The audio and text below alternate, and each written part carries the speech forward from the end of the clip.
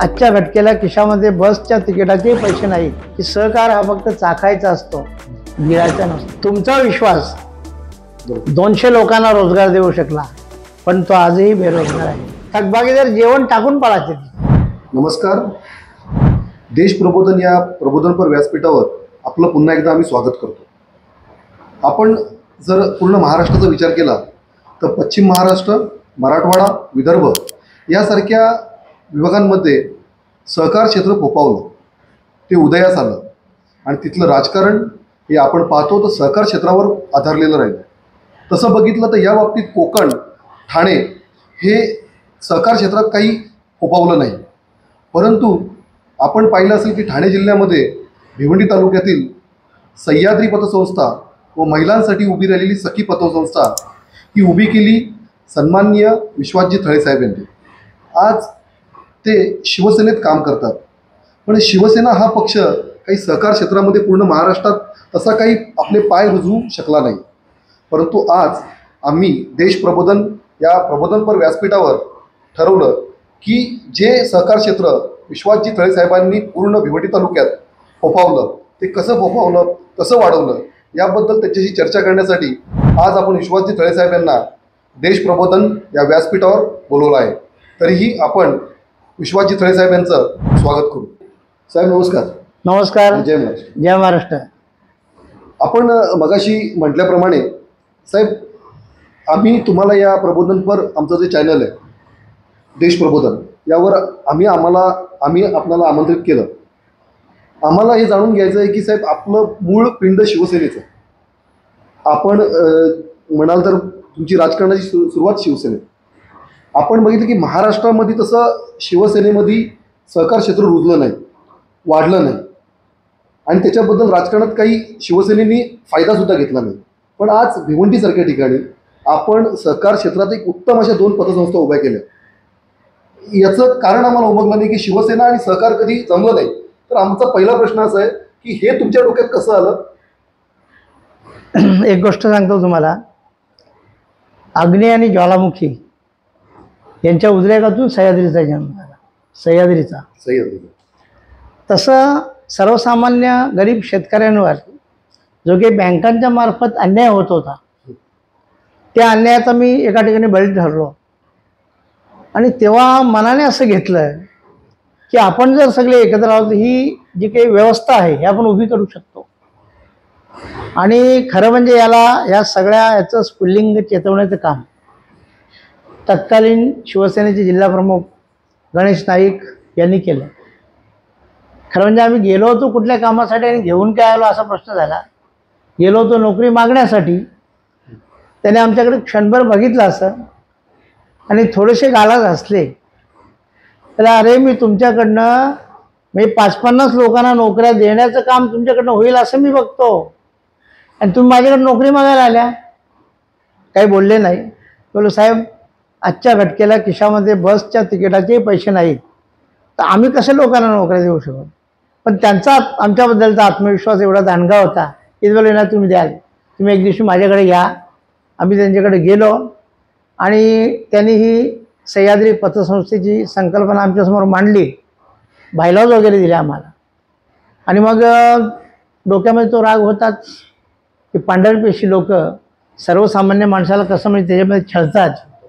खरं म्हणजे त्यांची नावं घेऊन मी सांगेन, पण त्याचं रिटायर झाले असतील, गेले असतील, नको आता त्यांना. पण मग त्याच्यातनं ही सह्याद्रीची आम्ही कल्पना साकारली. 11 सदस्य आम्ही झालो त्याच्यामध्ये आणि ठरवलं असं की बाबा एक ह्या कोपऱ्यावरचं, एक त्या कोपऱ्याच्या, अख्खे भिवंडी तालुक्याचे कोपरे शोधले नाही मी. रोज जे एकत्र जमतात त्या 11 लोकांना मेंबर केलं. ठरवलं नाही, ते 11 लोकांना मेंबर केले. त्यांनी सगळ्यांनी सांगितलं बाबा तू अध्यक्ष.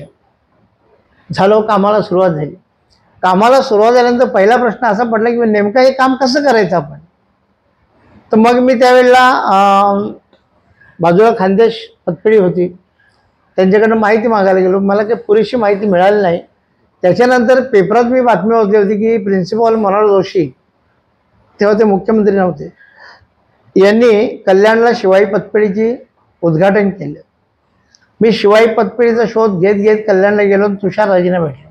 तुमचं साहेब थांबवतो, तुमचं साधारणतः वय किती होतं तेव्हा? माझं साहेब 92 साली म्हणजे साधारण एक मी 60 आणि 30, 60 आणि 30 90 32 वर्ष. 32 वर्ष म्हणजे 32 वर्षाचे असताना तुम्ही जी डोक्यात हां संकल्पना हां हां. तर तुषार राजूंनी मला त्याच्यामध्ये अनमोल सहकार्य केलं. सगळ्या म्हणजे जी जी तिथे स्टेशनरी लागते तिची एक एक कॉपी मला दिली आणि ती कॉपी दिल्यानंतर मी आलो. प्रश्न पुन्हा पडला असा की आता हे छापाला पैसे कुठून आणायचे. बरोबर. मग लक्षात आलं की गणेश नाईकांना उद्घाटनाच्या वेळेला 5 लाख रुपये आमच्याकडं फिक्स डिपॉझिटला ठेवले होते आणि मला सांगितलं होतं की पुढचा भिवंडीचा विधानसभेचा जो उमेदवार असेल त्याला याचे जेवढे पैसे होतील तेवढे द्यायचे. तर ते गणेश नाईक साहेबांनी 5,000 रुपये दिले होते. ते सगळे ते प्रिंटिंगला संपवले. त्याच्याने सगळे त्याच्याने मागला नाही. तर आदर्श प्रिंटिंग प्रेसचा त्यावेळेला रामू भोईर म्हणून चालू होता. त्या बिचाऱ्या माणसाला मी सांगितलं की आम्हाला एवढी सगळी प्रिंटिंग करू दे, पैसे तुला 100% मिळतील ना, कारण संस्था चालू झाली तर पैसे मिळतील.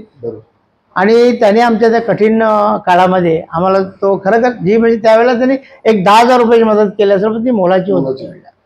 आणि तिथून संस्था सुरू झाली. भिवंडी शहरामध्ये आम्ही जोडण्याला खूप उशीर लागला. आमची सुरुवात ही पूर्णपणे ग्रामीण भागातूनच झाली, आपल्या ग्रामीण भागात. हां. आणि आम्ही अंजूर फाट्यावर होतो तर साधारणतः म्हणजे पायगावच्या हद्दीतील ब्राह्मणपाडा वगैरे अशा अतिदुर्गम भागातील लोकांनी आमच्याकडे पैसे दिले. त्या माणसाने 10 रुपये ठेवले असतील पण तो विश्वास होता त्यांना आमचा आणि त्या विश्वासाने त्या माणसाने आमच्याकडे पैसे ठेवले. नावातच विश्वास. हां. आणि त्यामुळे आम्ही तो सांभाळला. मला एक गोष्ट सतत आठवण होत राहते, भविष्यात पण ती होत राहील. कुठेतरी मी कोणाच्या तरी भाषणामध्ये ऐकलेलं होतं की सहकार हा फक्त चाखायचा असतो, गिळायचा नसतो. ही एक गोष्ट आम्ही आमच्या नजरेसमोर ठेवली आणि एवढा मोठा आता समजा आम्ही जवळजवळ आमचा व्यवहार 300 करोडच्या आसपास गेले की कधी कोणाच्या डोक्यात आलं नाही की याच्यातनं आपल्याला 5 पैसे काढले पाहिजे, कधीच नाही. ते मूळ कारण आहे, उदयाचं मूळ कारण. आणि मग जशा आम्ही वाढत गेलो तशी एक एक ब्रँच आम्ही वाढवत गेलो. आता ब्रँचेस काढायच्या म्हणजे पुन्हा आपल्याला परवानगी गेलं ते पुण्यापासून. तर त्यावेळेला ते नव्हते आणि सुदैवाने त्यावेळेचे अधिकारी सगळे चांगले होते ते आम्ही एखादी ब्रँच चालू करायचो, नंतर परवानगी मागायचो त्यांच्याकडे, तरीसुद्धा चालायचं. कारण त्यांचं म्हणणं एकच होतं ही संस्था म्हणजे सुख करू शकते पण भ्रष्टाचार नाही करू शकत. एकदा एक प्रसंग तुम्हाला सांगतो. सुभाष माने नावाचे एक कमिशनर होते सहकारातले, नवी मुंबईला बसायचे ते. आणि त्याने आम्हाला पत्र दिलं की मी तुमची संस्था चेक करायला येतो. तर आम्हाला माहीत नव्हते, कोणीतरी येत असतील, आला तो काहीतरी शिकून जाईल. आल्यानंतर ते भिवंडीमधल्या अनेक पतसंस्था, अनेक नागरिक बँका हे शटर लावून म्हणजे गायब झाले. त्या माणसासमोर जाऊ नये म्हणून. म्हणजे या तुमच्या याला मी उदाहरणाला सांगितलं की तुमच्यातली सर्वात मोठी अडचण होती की तुम्हाला हे आम्हाला ते शिकायचं होतं. त्यांना अडचण वाटली ते गेले. आम्हाला शिकायचं होतं. आम्ही सगळेजण त्यांच्या समोर बसलो आणि त्याने आमच्या फाईली चेक करत घेतल्या. एक फाईल त्यांच्यासमोर आमची अशी आली की आता हे आपण उत्पन्नाचे दाखले समजा अविनाश देतो, तुम्ही देता, हे देत, सगळे येतात ना, ते ठरल्याप्रमाणे साचेबद्ध देतात. त्याच्यात एका माणसाचा उत्पन्न समजा साधारण महिन्याचं 3,000 रुपये, त्याचा हप्ता 4,500 रुपये. त्याने ते सांगितलं आम्हाला याचं 3,000 रुपयाचं उत्पन्न असताना याचं 4,500ला हप्ता बसेल एवढं लोन तुम्ही यांना दिलं कसं. तर मी दुसऱ्या मिनिटाला त्यांना उत्तर दिलं, साहेब हे त्याचे अधिकृत उत्पन्न आहे, 3,000 महिन्याला मिळतात, हे त्याचं अधिकृत उत्पन्न आहे. दुसरं त्याचं उत्पन्न आहे की जे रेकॉर्डर येत नाही. तर ते रेकॉर्डर येत नाही असं काय उत्पन्न आहे. तर आमच्याकडे होडीमध्ये रेती काढण्याचं काम करतात आणि जो माणूस डुबी मारून रेती काढतो त्या एका माणसाला कमीत कमी 500 रुपये रोज मिळतात. अशा महिन्यातून त्यांनी 20 दिवस जरी भरले आणि म्हणून ती जी फाईल तुम्ही काढली त्या फाईलचा रेकॉर्ड बघा तुम्ही, एकही हप्ता चुकला नाही. बरोबर. म्हणजे या पद्धतीने आम्ही हा संस्था उभी आहे. हां. तर मी मगाशी म्हटल्याप्रमाणे की त्यांच्या नावातच विश्वास आहे. तर जे नोकरी मागायला गेलेले त्यांनी आज नोकरी देण्यासाठी म्हणजे मागे मी अनौपचारिक चर्चा करत असताना साहेब मला बोलले की मला 200 लोकांचा पगार करायचा असतो, त्यामुळे माझ्याकडे सहकार्य आहे, पण लोन भरत नाही, त्यांना माफी नाही, त्यांच्याकडून लोन व्याजासकट पूर्ण वसुली केली जाते.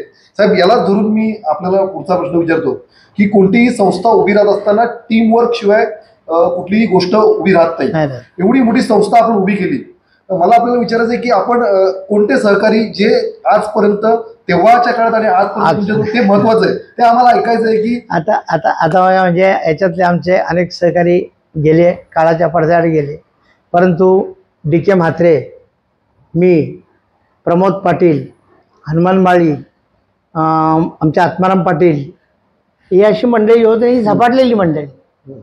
ही सुट्टीचा दिवस नाही, काय नाही काय नाही काय नाही, वसुलीला जायचं. वसुलीला जायचं म्हणजे जायचं. एकदा तुमच्या यादव पाटलांचं गाव कुठलं, खरिवली, म्हणजे होळीचा सण होता, आम्ही वसुलीवर होतो आणि तिथं खरिवलीला आलो. लोकांची तयारी चालली होती होळी पेटवायची. आम्ही गाडी थांबवली आमची तिथं, म्हणजे 5 मिनटं उभे राहिलो.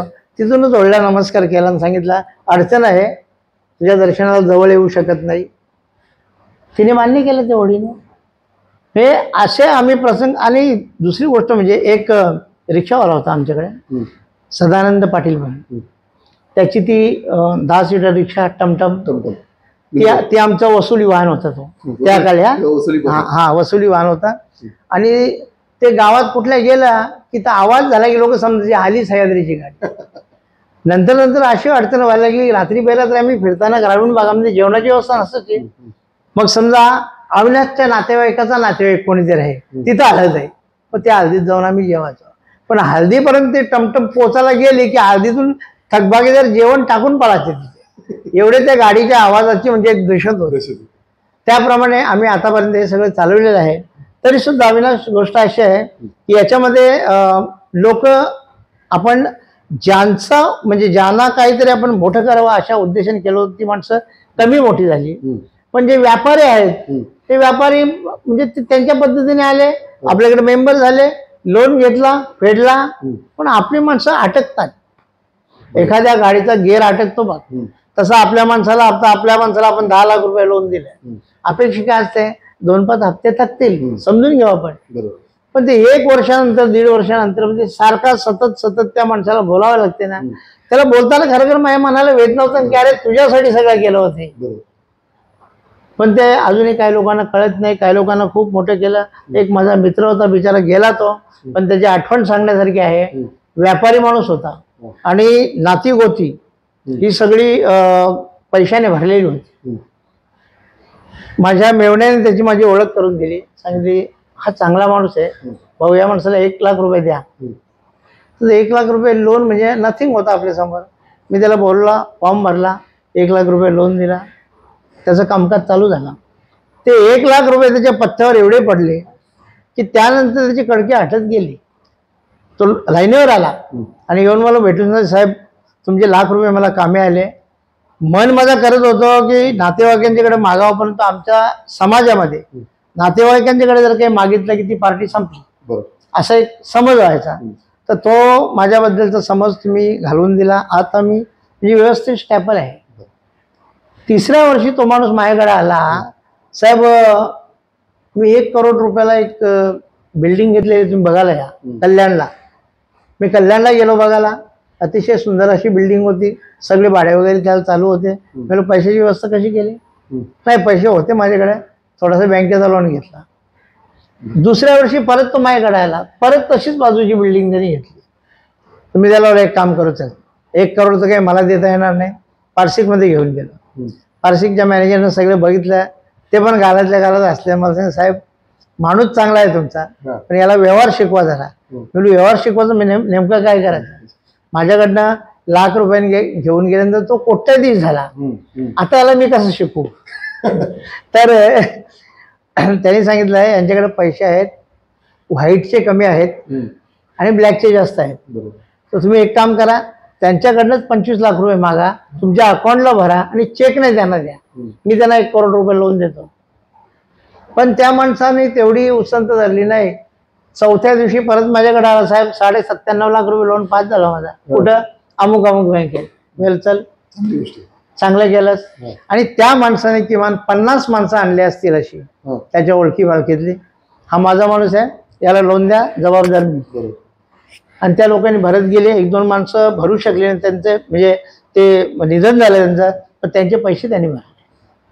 अशी माणसं ती आपल्या समाजातील नसते, पण या संस्थेच्या समजा याला गाडा आखण्यासाठी त्यांनी एक बळ दिलं चांगल्या प्रकारे. सर साहेब, तुम्ही सह्याद्री उभी केली. सह्याद्री उभी करत असताना आम्ही पाहिलं की एक महत्वाची गोष्ट प्रेक्षकांना पण सांगायची की तुम्ही सखी पतपेढी उभी केली. म्हणजे महिलांसाठी, महिलांनी काम करणारी, तुम्ही त्याच्यात भले मार्गदर्शक असाल, पण महिलांसाठी महिलांनी उभी केलेली संस्था, आणि यात ती खूप मोठ्या मनावर उभारली आलेली आहे. मला तिचं पूर्ण माहिती नाही, मला ती माहिती आपल्याकडून पाहिजे का ती आज कुठल्या स्टेटला आणि तुम्ही ती का उभी केली अचानक तुम्ही? प्रश्न असा होता की सहकार्याच्या याच्यामध्ये असताना आम्ही याला जायचो, आपल्या प्रशिक्षणाला जायचो. तिथं मोठमोठ्या पतपेढ्या आलेल्या, उदाहरणार्थ बुलढाणा अर्बन पतपेढी, किमान त्यावेळेला त्यांच्याकडं 2000 कोटीपेक्षा जास्त ठेवी होत्या. त्यांचं मी त्यांना विचारलं, तुमचं याच्यातलं गम्य काय? तर आमच्या माणसाचा आमच्यावर भरोसा आहे. आमचा बिझनेस कमी होण्यासाठी ICICI बँक, HDFC बँक या सगळ्या आमच्या बाजूला येऊन कार्यालय, मोठी कार्यालय, एकदम कॉर्पोरेट कार्यालय त्यांनी केली, पण लोक तिकडे गेले नाहीत. आम्ही विशेष अशी सेवा पुरवतो. शेतकऱ्याच्या शेतमालाला भाव नाही ना, आण आणि आपल्या गोडाऊनमध्ये टाक. गोडाऊन संस्थेचं आहे, त्या गोडाऊनला टाक, 2 महिने भाव होईल तेव्हा विकू आपण. म्हणजे शेतकऱ्याची फरफट नाही होऊन दिली आम्ही. आणि तो शेतकरी आम्ही म्हणजे असा म्हणजे जागा केला, उभा केला त्याला. अशा पतपेढ्या म्हणजे खूप आहेत. त्यात काही महिला पतपेढ्या यायच्या. महिला पतपेढ्या आल्यानंतर त्यावेळेला आपल्याकडे महिला आघाडी होती, तर यांना काहीतरी करून द्यावं आपण. मग ती महिला पतपेढी काढताना शासनाची अट काय होती, तुम्हाला 1.5 लाख रुपये भाग भांडवल पाहिजे. आता महिलांच्यामधून 1.5 लाख रुपये त्यावेळेला जमा करणे म्हणजे बरोबर नव्हतं. पण त्यांनी तरी पण महिलांनी बऱ्याचशा प्रमाणात 100-200 करून काही रक्कम जमा केली. काही रक्कम मग आम्ही काही म्हणजे धनिक माणसं होती, त्यांची जास्त शेअर घेतले आणि ती रक्कम पूर्ण केली. ती रक्कम पूर्ण केल्यानंतर तिचा हे केलं आपण, म्हणजे उद्घाटन केलं. त्यावेळेला आपले योगेश पाटील आमदार होते, कोंडलेकर साहेब होते, आणि सहकारामधले एक चांगले आमचे देवराज शेठ होते, यांच्या हस्ते तिचं उद्घाटन केलं. आणि त्याच्यामध्ये आपण असं केलं की सगळ्या महिला, कामगारापासून, शिपायापासून, संचालकापासून, वसुली अधिकाऱ्यांपासून सगळ्या महिलाच आपण ठेवायचं त्याच्यामध्ये. आणि त्या किती काय प्रमाणात काम करतात हे आपण त्याच्यामधून साधारण एक जोखण्याचा प्रयत्न केला. पण आतापर्यंत म्हणजे भिवंडीमध्ये ज्या महिलांच्या संस्था आहेत त्याच्यामध्ये टॉप 1 आहे.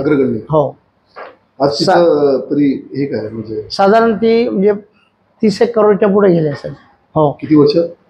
आता ती आपण 2007ला केली होती, जवळजवळ 17-18 वर्ष झाली. हो. आणि दुसरी गोष्ट, सह्याद्री 100% ग्रामीण भागातून उभी झाली, पण सखीला आम्ही थोडासा शहराचा टच दिला, काही शहरातले माणसं घेतले आणि त्यांच्या सहकार्याने. सखीचा एक दुसरा उद्देश माझा असा होता की सखी केवळ कर्ज द्यायला नको, तर सखीने एक स्त्री समाज जो आहे याच्यावर काम केलं पाहिजे. आणि म्हणून आम्ही पहिला एक उपक्रम असा घेतला की आपल्या भागातल्या ज्या काही महिला असतील, ज्या वयाच्या असतील त्या वयाच्या, त्यांना जर काही कुठल्याही प्रकारचं कलागुण त्यांच्याकडे असतील तर त्यांना आम्ही व्यासपीठ दिलं. मीनाताई ठाकरे रंगायतनला त्यांचे आम्ही कार्यक्रम भरवले. आणि हे कार्यक्रम भरवत असताना एक आनंद असा झाला की आमची 65 ते 60 वर्षाची आजीबाई, ती पण त्या व्यासपीठावर नाचत होती. त्यावेळेला आपण केलेल्या म्हणजे कार्याचं समाधान वाटत. आणि याच्या सखीच्या याच्यामध्ये आमच्या कविता भगत आहेत, उज्ज्वला, वैशाली गायकवाड, या सगळ्या माझी मिसेस आहे, या सगळ्या महिला त्याच्यामध्ये काम करतात. आणखी आपली काय तिचं नाव नाही आठवत मला, अशा सगळ्या आहेत. त्याचं अध्यक्षपद माझी बहीण रंजना मोकादम ही हे करते. ती शाळा शिकवून नोकरी करून वेळ देते. आणि विशेष म्हणजे नोकरी करून सुद्धा ती सगळ्यांच्या पेक्षा जास्त वेळ देते. पण त्यांनी निस्वार्थपणेच, हो, म्हणजे कोणत्याही फायद्याचे एक वेळ माझ्याकडनं काही दुखतं माफ जाईल कोणाला, पण सखीमधून नाही जाणार. ते बरोबर नियमावर बोट ठेवून काम करतात. आणि ती पण आता नावारूपाला आली. हो, नावारूपाला. साहेब मी आता एक थोडासा वेगळा प्रश्न विचारतो, राजकारणाबद्दल विचारतो की आपण एक आज पूर्ण शिवसेनेत पूर्ण वेळ काम केलेलं आहे. आज आपण साहेब बघतो की हा तरुण आहे, म्हणजे आपला कोकणातला तरुण पूर्ण किंवा ठाणे जिल्ह्यातला, भिवंडी तालुक्यातला, हा काही सहकार क्षेत्राकडे वळताना दिसत नाहीये. सहकारातून राजकारण आणि राजकारणातून सहकार हे आपण वरच्या पट्टीत म्हणजे पश्चिम महाराष्ट्र बघतो म्हणजे काँग्रेस राष्ट्रवादीचं तुम्ही बघाल तर शिक्षण, शैक्षणिक जाळं आणि सहकार क्षेत्र याच्यावर त्यांनी राजकारण केलं, हे आपल्याकडे दिसत नाहीये. मला असं वाटतं की आपण काय युवकांना संदेश द्याल की तुम्ही तुमचं मत काय याच्याबद्दल? की माझं मत असं आहे, मी अनेक माध्यमातून युवकांना म्हणजे उद्योगाशी जोडण्याचा प्रयत्न केला, पण थोडंसं आता असं म्हणजे बोलायला लागतंय की सगळा तरुण वर्ग हा मी काहीतरी एम असला पाहिजे त्याच्यामध्ये. एम कमी दिसतो आपल्याला त्याच्यामध्ये, आणि दिवस माझा उजाडले जाईल कसा तरी, ह्याच्यापेक्षा दिवस उजाडले हा दिवस मी लोकांच्या स्मरणात राहीन असं काहीतरी काम करीन, असं कोणाकडून योग करताना होताना दिसत नाही. अनेक माणसं अशी आहेत की ज्यांनी मी अनेक माणसं समजा 50-50, 60-60 लाख रुपये लोन दिलं. काही लोक उभे राहिले तर आपल्याला आनंद आहे ना. म्हणजे अशी माणसं उभे राहिली, पण जो सरसकट जो माणूस उभा राहायला पाहिजे होता तो उभा राहिला नाही, अजूनही उभा राहिला नाही. दुसरी गोष्ट थोडासा एक असं जाणवते की आज आपल्या तरुणाने म्हणजे जे काही मुसंडी मारायला पाहिजे सगळ्या क्षेत्रात ती दिसत नाही. आता म्हणजे आम्ही शिक्षणामध्ये चांगली मुसंडी मारलेली जी लोक आहेत, इकडचे एक आपला तुला माहीत असेल तो रिजवान शेख म्हणून, त्याची मुलगी 95% मार्क मिळून पास झाली होती. मुलगी कोणाची मला माहीत नाही, मी आंबाडीला बॅनर बघितला आणि किशोरला बोललं ही मुलगी कोणाची, तर ती रिजवानची मुलगी. तर मी तिला बोलवलं तिकडे घेऊन. आता ती ह्या वर्षी CA होऊन बाहेर पडते. तिचा सगळा खर्च सह्याद्रीने सखी पतपेढीने केला. दुसरी एक गोष्ट अशी की महादेव चौगुलेच्या कॉलेजमध्ये 2 मुली 95% पास झाल्या. त्या दोन्ही मुलींचा खर्च आम्ही करणार असं मी त्यांना सांगितलं. पैकी एका मुलीने खर्च घेतला, एका मुलीने सांगितलं साहेब माझी परिस्थिती आहे. सामाजिक बांधिलकी सुद्धा आपण जास्त करून सामाजिक बांधिलकीच जपतो. तर आणि दुसरी मुलगी म्हणजे 100% आमच्या अनुदानावरती शिकली. ती शिकली, आम्ही अनुदान दिला, तिची डिप्लोमा डिग्री पूर्ण झाली, इथपर्यंत विषय संपला. पण जेव्हा तिचे वडील माझ्या घरी पत्रिका घेऊन आले लग्नाची आणि पत्रिका दिली, माझ्या सवयीप्रमाणे मी डायरीमध्ये लिहिली. त्यांनी सांगितलं साहेब लग्नाला यायचं. मी येणार. बोले साहेब मला ओळखलं का तुम्ही? मी खरं बोललो मला नाही ओळखलं. माझ्या मुलीचा सगळा शिक्षणाचा खर्च सह्याद्री पतपेढीने केली, मी डुंग्याचा, माझ्या लक्षात आलं नाही. आणि माझ्या मुलीने सांगितले की ज्या माणसाने माझा सगळा खर्च म्हणजे हा पूर्ण केले त्या माणसाच्या 4 अक्षरा माझ्या डोक्यावर पडाव्या म्हणून त्यांना लग्नाला येण्याचा आग्रह झाला. आणि मी 2 लग्न बाजूला ठेवून त्या लग्नात गेलो. त्या मुलीने स्टेजवरून सांगितलं ह्या माणसाने सह्याद्री पतपेढीच्या माध्यमातून माझा शिक्षणाचा पूर्ण खर्च केलेला आहे. हे जेव्हा समजा लोकांच्या तोंडातून आपण ऐकतो तर श्रीमंती याच्यापेक्षा कुठलीच दुसऱ्या असू शकते. साहेब म्हणजे तुम्हाला थोडंसं विषयांतर नाही करत, पण जे देशप्रबोधन हे जे तुम्ही मला लहानपासून ओळखता, देशप्रबोधन हे व्यासपीठ जे उभं केलंय ना साहेब, याचं कारणच आहे की आता ह्या गोष्टीच्या तुम्ही आज स्वतःच्या मनातल्या बोलता त्या लोकांना नाही माहिती की सह्याद्री पत संस्था उभी राहिली, तिच्या मागचे कारण काय, आणि आज तुम्ही सामाजिक बांधिलकी काय जोपासता. आणि ऍक्च्युली आपण बघतोय की आपण अशी अनेक उदाहरणं मला सांगत असतात की तरी तुमच्या आयुष्यातलं सर्वात असं एखादं उदाहरण काय असेल की जे तुम्हाला आजही भावतं, असं का उदाहरण तुमच्या आयुष्यातलं की सह्याद्रीमुळे किंवा सखीमुळे? असं आहे 1998 साली गणेश नाईक यांनी पक्षांतर केलं. त्यांचा मार्ग वेगळा झाला, आमचा मार्ग वेगळा झाला. पण आजपर्यंत त्या माणसाने भिवंडीतला कोणी माणूस गेल्यानंतर आमची आठवण, मी DK म्हात्रे, मदन पाटले, आमची आठवण काढली नाही असं कधीच झालं नाही. आणि माधवराव चौगुलेंचा 75वा वाढदिवस होता, त्यावेळेला ते इथे येणार होते. आणि त्यावेळेला आम्ही सांगितलं तुम्ही साहेब एक 15 मिनटात सह्याद्रीमध्ये तुम्ही वळा, तुमचं ते रोपटं आहे, तुम्ही जर बघा अजूनही काही चुकत असून. मग त्यांना आम्ही आग्रह केला, ते आले. आपल्या अंजीर वाटेची मुख्य शाखा म्हणजे चांगली भव्य दिव्य आहे, त्या ठिकाणी ते बसले आणि ते भारावून गेले. म्हणजे तुमची माझी राजकीय ताटातूट होऊन म्हणजे 98 ते समजा या 2-3 वर्षापर्यंत समजा आता, पण तुम्ही अजूनही माझा फोटो याच्यामध्ये लावलेला आहे आणि मला जे तुमच्याबद्दल वाटत होतं की माणसं म्हणजे कृतज्ञ आहेत, तर त्या सगळ्यावर मला आज म्हणजे खूप मला समाधान मिळालं. त्यावेळेला त्यांना मी एक गणपतीची मूर्ती आणली होती अशी मस्त चांगली. मी त्यांना ती गणपतीची मूर्ती त्यांना सप्रेम भेट दिली, परंतु तेव्हा ही मूर्ती ठेव, जेव्हा तुमचं सह्याद्री सहकार भवन होईल त्यावेळेला मला ही मूर्ती द्यायची. आणि मग साधारण एक 1-1.5 वर्षामध्ये ते आपण सह्याद्री सहकार भवन इथं बनवलेलं आहे आपल्या सावध नाक्यावर. ते पण बनवण्यामागचा उद्देश असा होता, आम्ही त्यावेळेला 2-4 वेळा काही छोट्या छोट्या मिटिंग 50-60 लोकांच्या, जागा कुठे मिळत नव्हती. मग त्यावेळेला डोक्यामध्ये असा विचार आला की म्हणजे आपण सहकारामध्ये काम करतो. मी तुमच्याबद्दल बघितलेलेच आहे, तुम्ही म्हणजे खरं सांगतो, म्हणजे मुलाखत घेतली, तुम्ही सोल्युशनवर काम करता. हा, तुम्हाला नेहमी सोल्युशनवर काम करायला आवडतं. तर मग आपण ते केलं पाहिजे आपण. आणि मग आम्ही एक घोषणा केली की सह्याद्रीचं पुढचं स्वप्न सह्याद्री सहकार भवन झालं पाहिजे. आणि मग आमचे 2 संचालक कैलासवासी हनुमान माळी आणि कैलासवासी लक्ष्मण चौधरी यांच्या दोघांवर आम्ही ते सोपवलं सगळं. त्यांनी तिकडे जाऊन जागा वगैरे खरेदी केली. आम्ही जागा बघितली, थोडीशी जागा खड्ड्यात होती, काही जण नाराज झाले, इथं काय करता येईल. आज ती जागा कल्याण पडगा रस्ता जो आहे त्याच्या बरोबर किनाऱ्याला आहे ती जागा. हां, आणि तिथं ते आपण बनवलेली बिल्डिंग आहे ती आज म्हणजे सगळ्या त्या एरियातली एक शान आहे ती बिल्डिंग अशी बनवली. पण दुर्दैवाने आता असं ज्यांनी माझ्यासाठी मी सोबत केलेली सगळे आहे, आज ती माणसं नाही आहेत. माझा मॅनेजर होता सुभाष पाटील, खूप तळमळीचा कार्यकर्ता, म्हणजे तो अगदी त्याला सांगितलं ना आपण की त्याला झोप लागत नाही, चला मला पण झोपून देत नाही. सकाळी 6ला उठून एखादा प्रश्न सांग, साहेब ते असं असं करायचं आहे, मी कधी कधी त्याच्यावर वैतागायचो. पण सह्याद्रीसाठी त्याने खरोखर आयुष्य वेचलं. आणि ही सगळे मैलाचे दगड होते, ते मैलाचे दगड आज नाही आहेत, आज आहेत. आज आमचा प्रमोद पाटील आहे, खरोखर डॉक्टर आहे, ज्याने एका विषयावर PhD केल्यानंतर त्यांना युनिव्हर्सिटीने डॉक्टरेट दिली आहे. पण त्याने आजपर्यंत कधी डॉक्टर प्रमोद पाटील लिहिलाच, प्रमोद पाटील.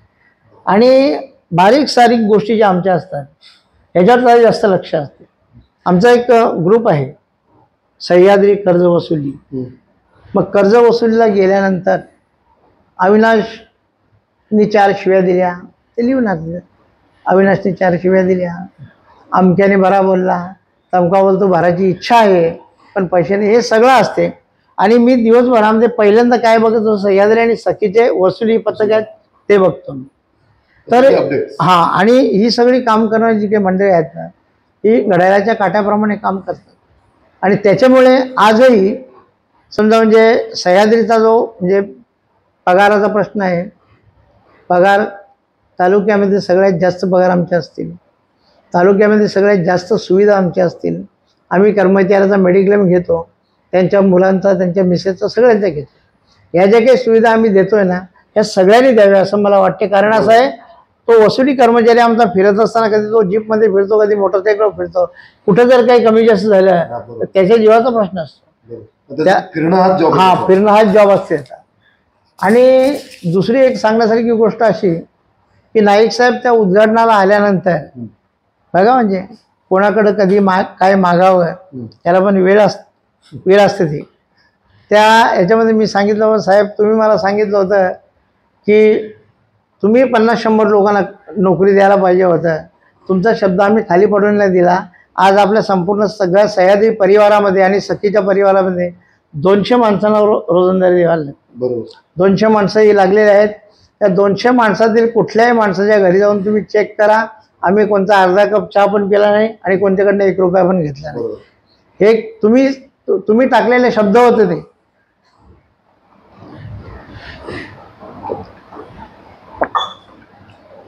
तुमचा विश्वास 200 लोकांना रोजगार देऊ शकला, पण तो आजही बेरोजगार आहे. हे मी बोललो तिथे. अच्छा. साहेब मी आजही बेरोजगार आहे बोललो तिथे आणि त्यांनी त्याची दखल घेतली. त्यांनी त्याची दखल घेतली आणि नंतर आम्हाला बोलवलं तिकडे याला मुरबाडला. तिथं बराचसा मोठा प्रोजेक्ट आहे त्यांचा, हे 1,500 एकरमध्ये. ते सगळं दाखवलं त्याने आम्हाला. ते स्वतंत्र असतात. पण त्यांनी मला एकदम मुरबाडला बोलवलं एका पतपेढीच्या उद्घाटनाला. तिथं हा सगळा इतिहास मी लोकांच्या समोर मांडावा असा त्यांचा म्हणजे त्याच्यावर त्यांची एक उद्देश होता त्यांचा. त्यांनी मला सांगितलं की अमुक अमुक तारखेला तुला यायचं आहे. आणि मी पंढरीच्या वारीला होतो. वारीचा नियम, आता आम्ही काय समजा नंतर जाणारे लोक झालो, वारीचा नियम आमचा असा असते की एकादशी झाल्यानंतर द्वादशीचा उपवास ते सोडायचा आणि मग निघायचं. मी एकादशी झाल्यानंतर लगेच निघालो रात्री, कारण द्वादशीला जो कार्यक्रम होता. म्हणजे जीवाचा आटापिटा करत मी आलो इकडे. रात्री 3-4 वाजता घरी पोहोचलो. सगळ्यांना म्हणजे मग सोन्या पाटील, मी, DK म्हात्रे, मदन बिदन, आम्ही सगळी त्यांची गँग सकाळी निघा ठरला. सकाळी आम्ही त्याने लवकर या. आम्ही सकाळी 7ला निघायचा प्रयत्न केला. नेमका त्या दिवशी का रोडच बंद व्हावा रोड. मग इकडनं दुसरे सगळे रोड करीत करीत करीत अजून तिकडनं फोन येतात लवकर या. कारण मी जे भाषण इथं भिवंडीला केलं होतं तशा पद्धतीचं भाषण मी तिकडे करावं अशी त्यांची अपेक्षा होती. पण दुर्दैवाने ते माझ्या नशिबात नव्हतं. मी पोचलो त्यावेळेला किसन कथोरेंचा अर्धा भाषण संपला होता. किसन कथोरेंचा भाषण संपल्यानंतर मी बोलणे हा प्रोटोकॉल होत नाही म्हणून मी त्या दिवशी टाळलो. मी साहेबांना, साहेब आता माझ्या वतीनं तुम्हीच बोलायचं. हा क्षण माझ्या हातातून कॅच सुटलेलं क्षण आहे. खूप म्हणजे वेदनादायी होतं. हा साहेब, आपण ह्या मुलाखतीच्या समारोपाकडे वळत आहोत. पण साहेब, मला सांगावंसं वाटतं की तुम्ही आज सह्याद्री 300 करोड आणि सखी पतपेढी 30 करोड पर्यंत उभी केली. विश्वासार्हतेचं दुसरं नाव आपण सह्याद्री आणि सखी या तालुक्यात आज उभ्या आहेत. आणि या उभ्या होत असताना आपण खूप कष्ट घेतलेत, निस्वार्थीपणे कष्ट घेतलेत. पण मला या या मुलाखतीच्या उत्तरात आपल्याला एक विनंती करायची होती की आपण एक युवकांना नाही तर सहकार क्षेत्रातले काम करणाऱ्या आणि प्रत्येकाला काय संदेश द्याल? आता खरं म्हणजे काम करणारा माणूस असं आपल्याला तिथं आपल्या लक्षात येतो. काही माणसं आम्ही नावासाठी घेतली. ही अविनाश राऊतची मिसेस म्हणून घ्या, असं घ्या. त्यांच्याकडनं काही तेवढं अपेक्षित काम झालेलं नाही. परंतु सर्वसामान्य ज्या महिला आहेत आमच्याकडे, समजा उदाहरण असं म्हणतात तुम्ही कविता भगत, शिक्षण कमी आहे पण 4 चौघामध्ये जाऊन बोलू शकते. उज्ज्वला म्हात्रे, शिक्षण कमी आहे, बोलू शकते ती. अशा अनेक आहेत. आपले मोहन गायकवाडची मिसेस, ती पण चांगलं. ह्या सगळ्या महिलांना मी बोलायला शिकवलं. म्हणजे प्रत्येकाने तू प्रस्तावना कर, तू हे सगळं याचं नियोजन कर, अशा एकेकीला. म्हणजे उद्या सखीच्या कार्यक्रमाला मी नसलो तर कार्यक्रम झाला पाहिजे तिथे. अशा पद्धतीने माझी मिसेस पण भाषण करते, पण तिला थोडं ते लिहून द्यायला लागतं. असं ही सगळी मंडळी आहेत ना, या लोकांनी म्हणजे ती सखीची कमांड सगळी धरून ठेवलेली आहे.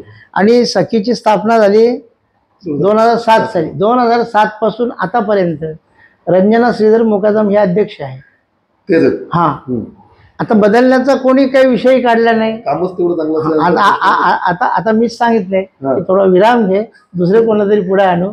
शेवटी सह्याद्रीमध्ये पण हा बदलत असतो. आताचा जो सह्याद्रीचा जो हे आहे माझ्याकडे, हा माझ्याकडे टाकलेला एक्स्ट्रा भार आहे. हा खरं म्हणजे प्रमोद पाटीलचा काळ होता. प्रमोद पाटीलने सगळी ती आमची हे केल्यानंतर निवडणुकी सगळी तयारी केली, फॉर्म बिम भरायचा वगैरे सगळं केला. चल सही कर तू. चला 2 मिनिटं साहेब मला बोलून देता का? बोल.